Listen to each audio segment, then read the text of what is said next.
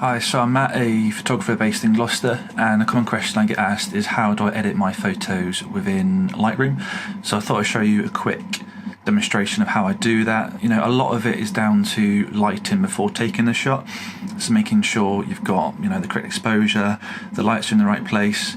Otherwise you can't really fix a lot of that in post. A lot of stuff that I do in post tends to be basic, like color correction, exposure, boosting the shadows.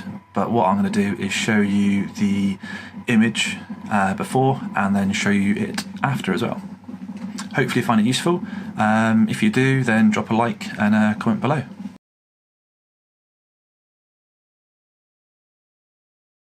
The photo I'm going to be editing is one that I uploaded onto my Instagram the other day. So it's shot back in 2007, I think it is. So this is the before, and then this is sort of the after. So we'll sort of try and create something like similar to this. So I'm just using Lightroom Classic, so the latest version of that. So we go to the develop module. So what I normally like to start with is just go in sort of lens correction and then just enabling the profile, just get rid of sort of the vignetting and stuff like that, and then go up to the basic tab. Shadows are sort of quite dark at the moment, so we'll just boost those up.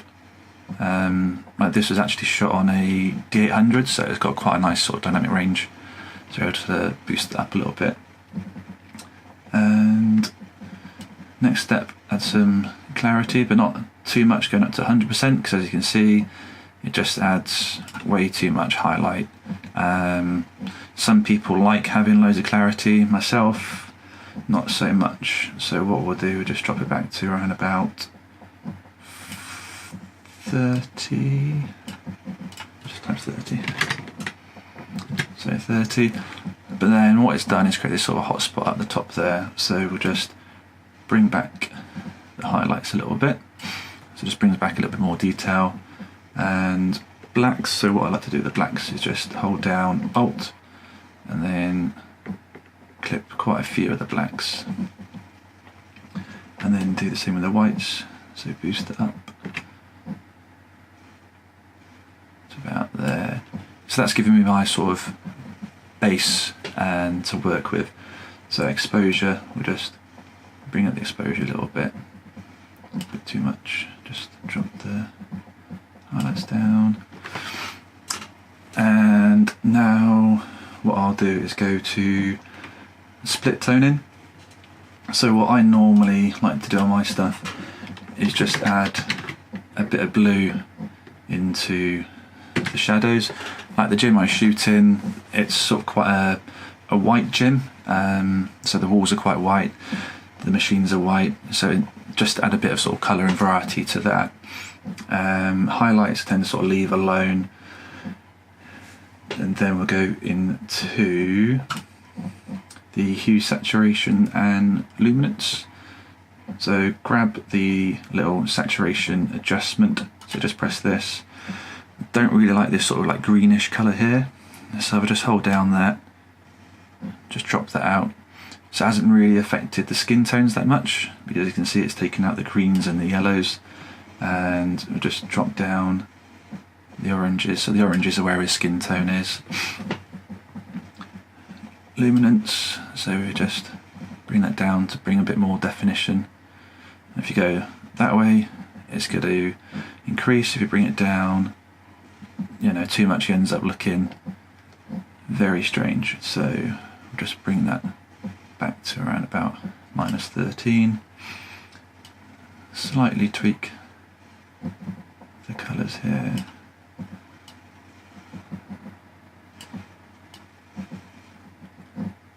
Now this is all just by eye, so it all depends. You know, all I'm doing at the moment is just adjusting the hue to what I like it to be. Purples and magenta, I don't want any of those, so just take those out. Blues just sort of drop down a little bit, and same as sort of the aqua. So what it tends to leave you is just the exposure and the colour on the guy. Lens correction detail, so detail again, just pressing down Alt on the masking.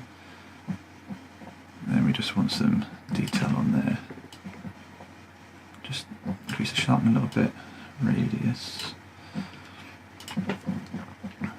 effects, just a little bit of grain. You're not going to see it too much, it's only when you sort of zoom in that it just adds a little bit of grain to the body. One part I haven't gone on to is the tone curve, so just go to the tone curve. You can just use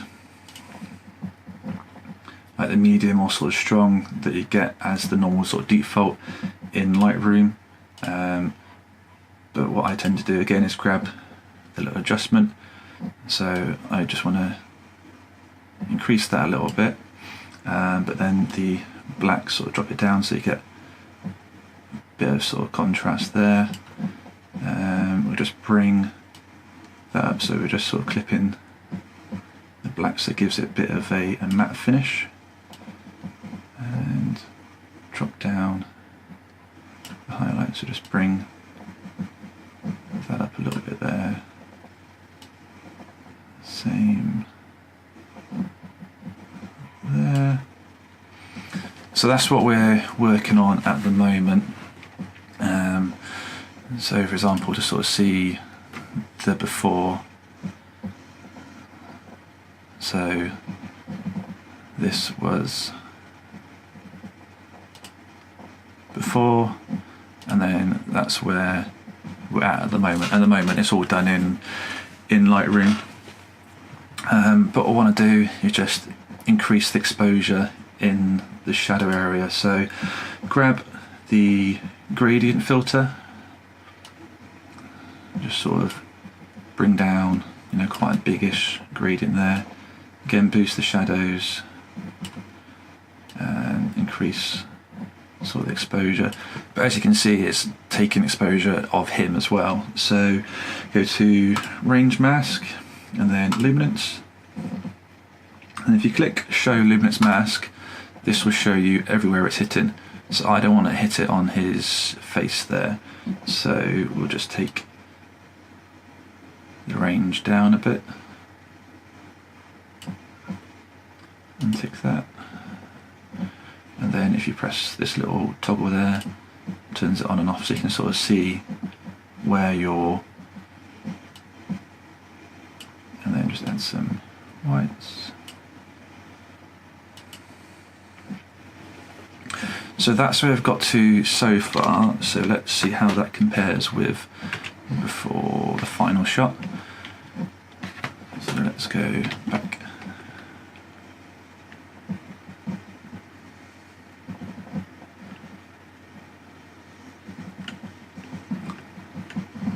And then we'll just compare these. So it's not a million miles away. What I tend to do then is, with the shot, is import it into Photoshop.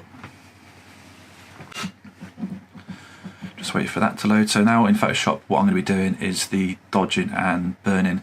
You can do it in Lightroom, but the nice thing with Photoshop is you get layer masking.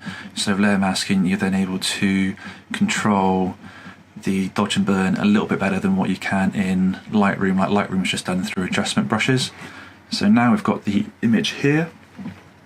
I don't tend to use the dodge and burn tool that's there.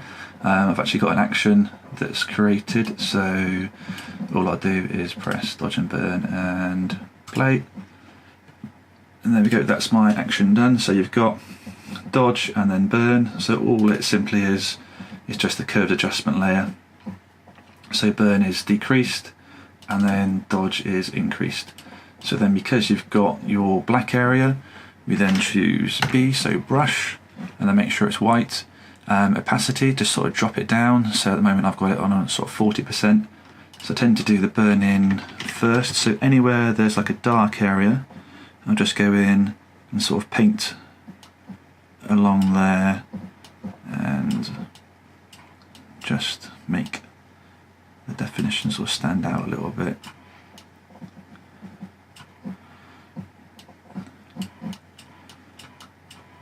But you can see how lighting the shot properly allows you to get those highlights and shadows to help when you're then in your editing workspace. So just go through anywhere that's sort of a dark area, so for example along like the tricep bit there. If you find that your brush is a little bit too dark, just press any of like the number keys. So for example, if you just press 20 or 2, that'll drop it to 20%. So just lowering the opacity of the brush. But then, you know, each time you do another brush stroke on top of that area, it is then just add in some more. So if I just turn that on and off, you can sort of see how that's just increasing those dark areas. So then we'll do the same with the dodge. So the dodge is just going to be any of these sort of white highlights. I tend to make the brush a little bit bigger because rather than the dark areas that we had previously on the dodge, I'm just wanting to sort of bring out the highlights a little bit more. So for example along the abs there, so muscle group, chest just quite big. You know, you can see it's sort of quite rough. Some people, they tend to go, you know, quite detailed, zoom in quite a lot, see every individual muscle fibre, but you can sort of do it by eye a little bit. So on the top there, where is the light was above, you've got that big highlight. So if I just go into the burn layer, just make a big brush, let's put that at sort of 50, and just tone it down a little bit more. There you go, so it's just got rid of that bigger highlight there. And then dodge, we'll just bring out his hair a little bit more, as well as cheekbones, a bit more there, go back to the burn layer.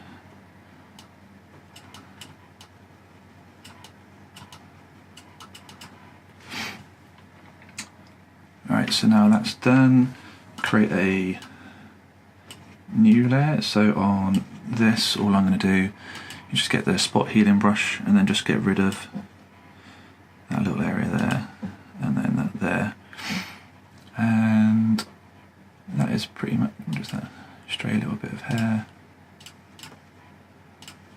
and then that's pretty much it. So just save. That's now going to import it back into Lightroom. So then from there you're able to then export it, put it online, Instagram, wherever you want it to go, and go back into Lightroom and there's the final image. So show you the before and after. So let's just reset this.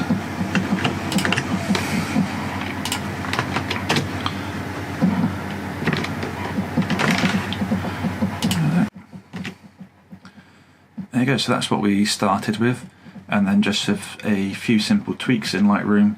Again, just adjusting exposure and adding a bit of sort of clarity, and then take it into Photoshop, doing a bit of light dodge and burn-in. You're able to turn quite a simple image, a well-lit image, into something a little bit more dynamic.